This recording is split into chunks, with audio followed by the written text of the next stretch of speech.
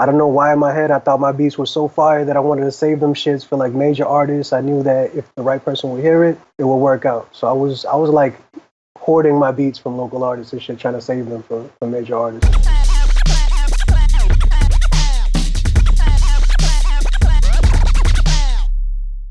Peace, what's going down? It's DJ Payne One. As always, I have a special guest with me. This time, it's a gentleman whose production career I'm learning a lot about. His name is Big Blizz. What's going down, sir? What's goody? What it do? How long have you been making beats? I've been making beats since I've been around like 16 years old. I'm 30 now, so like 14 years or so. Okay, so a fair amount of time. Was that still the era of the DAW, or were you using a lot of hardware when you first started? Nah, I was on a DAW. I started off on FL Studio, and I actually started off on Rock Battle. I think, were you on Rock Battle back in the day too? Nah, for some reason I just never joined. I don't know why. Yeah, but I was like the Rock Battle era. Got it. That makes sense. Are you still using FL Studio today then?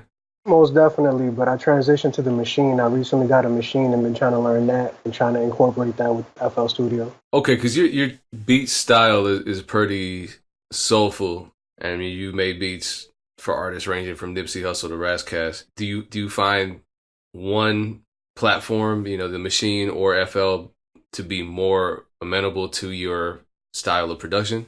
Well, I mean, I feel like I'm used to FL Studio. It's just, I feel like with the DAWs, it's whatever you're good with and whatever you're used to. So I gravitated towards FL Studio and got used to that. So to me, it's easy to sample on there. It's just comes easy to me to get soulful shit done in FL Studio. What are some of your favorite plugins or kits that you use? Plugins or kits? I like using Omnisphere as far as plugins, Hive, Spire. Those are like my main three. Trillion, whatever it's called. You don't have any favorite kits? Kits, the Boy Wonder kits are fire. The throwback Boy Wonder kits are pretty good. Jazz Feezy got some shit.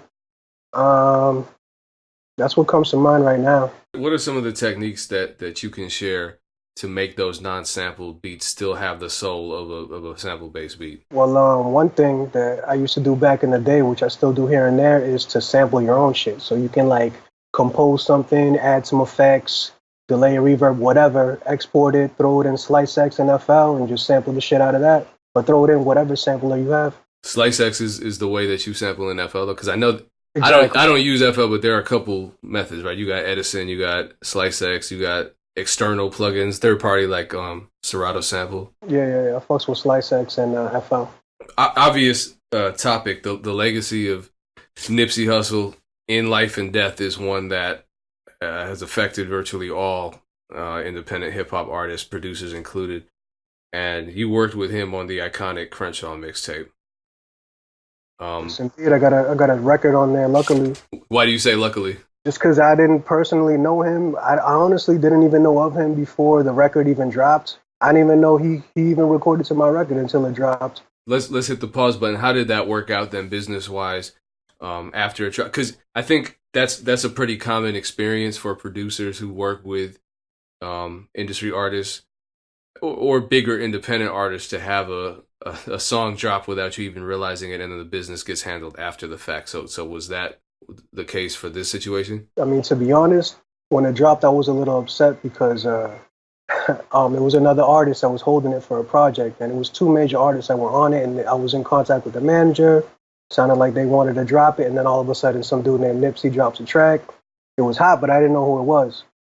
Okay, well, looking back, what does it mean to you to be a part of that mixtape? I think it's a blessing. It's awesome to be part of something greater than anything I've been a part of. I can't even describe it. It's dope.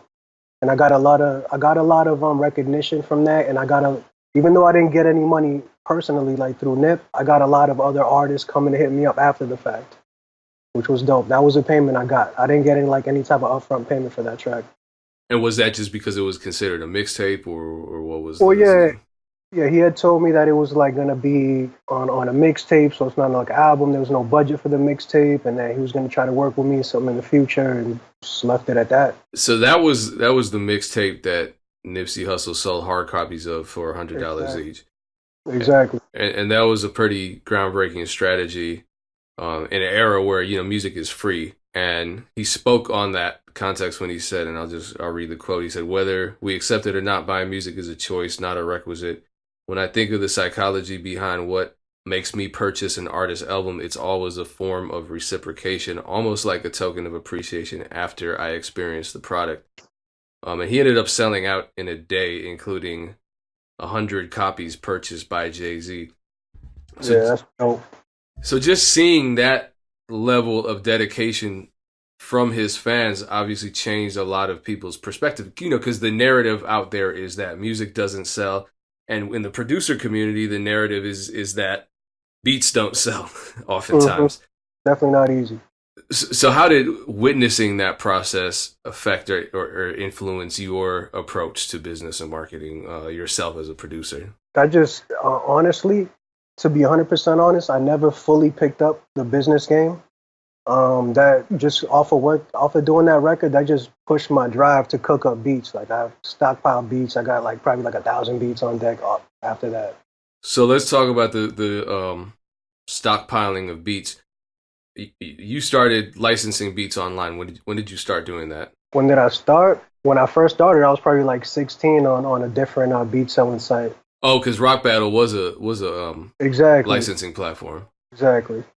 So you were an early adapter then, because before that there were very few options. Mm-hmm. I know there was SoundClick. Dudes were doing their thing on SoundClick. I never really hopped on that train, but honestly, my strategy was never really to sell beats online to local artists.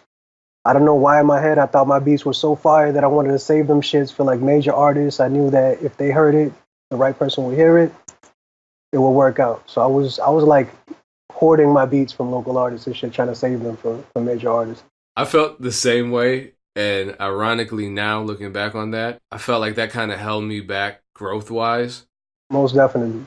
I mean, yeah. What are some lessons you learned from that? Because a lot of producers are doing that to this day. So the lesson I learned is just that just keep cooking, because if you think you got your hottest beat right now, in a week or so you might change your mind completely. In a day or so you might make a better beat tomorrow. So it doesn't matter if you sell your favorite beat for $500, $300 or whatever. Your next beat might be even better, even more lucrative. So just keep cooking. You're gonna keep getting better. So you use multiple platforms. What made you choose BeatStars now? BeatStars, it seemed like the most reputable platform out right now. I just wanted to have a presence, and it seems like a lot of other producers are on there. I'm not like actively always selling beats on there, but as long as I have my beats online and like people can come listen to them, the BeatStars seem like a good place to do it. But obviously, you're running a pretty successful music production business. On which platform do you tend to get either more traffic to your BeatStars, or just more business in general? Is it YouTube? Is it BeatStars itself? Is it advertisements, word of mouth? These days, probably word of mouth, people looking up old records, and YouTube. People just randomly find my email, hit me up like, yo, like I want a custom beat. I'm not actively advertising, which is dope. One of those topics that comes up a lot is the topic of networking. And I think that's kind of the premise for this next question, which is what advice do you give to producers to get more placements and to get more opportunities to network with recording artists that they want to work with? I mean, what's worked for me is if I can't, first I can try to reach out to the artist, but obviously these people have like 1 million followers or half that. So you can reach out to somebody in the team, possibly like a manager or, somebody else that's part of the camp, and they're more likely to check your page out, you feel me, and hear your beats and possibly give you an ear and maybe send them to the person you're trying to hear. So like if I wanted to get to you and I couldn't get to you through your email, I'll try to find like your manager or who you work with and be like, yo, like I like DJ Payne's shit. Listen to this. Let me know if he'll want to work with me. In the era where people are easy to get a hold of, you got DMs, you got tweets, you have emails.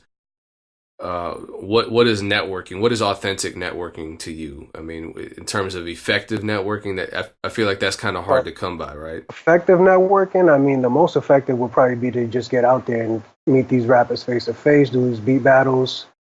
Yeah, I mean that's the only way that I really know these days that's most effective. You're not really gonna get too much done behind the computer, honestly.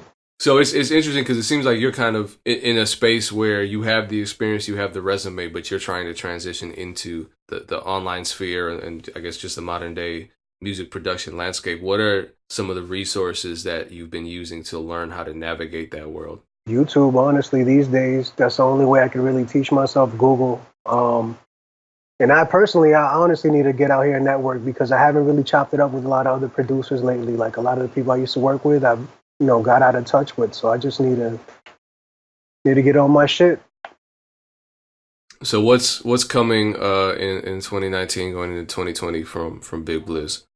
2019 going into 2020, just a whole lot of new beats on my BeatStars page. Fucking, I know that Crooked Ass scooped up a couple more beats. I'm not sure if he's gonna drop them. That's all I know. Look, How do people find those beats? How do they find that beat catalog? definitely check out my BeatStars page, Big Blizz 617. And just hit me up on any of my social media, Big Blizz 617, Instagram, Twitter, Gmail, and I will send like an artist beats. I'm actually trying to work with artists, producers. If you're hot, like come fuck with me. I'm down to network and get a whole lot of new shit done. So. Cool, man. I appreciate your time. Appreciate you sharing your experience with us. Much continued success moving forward. Appreciate it. Peace. Appreciate you, bro.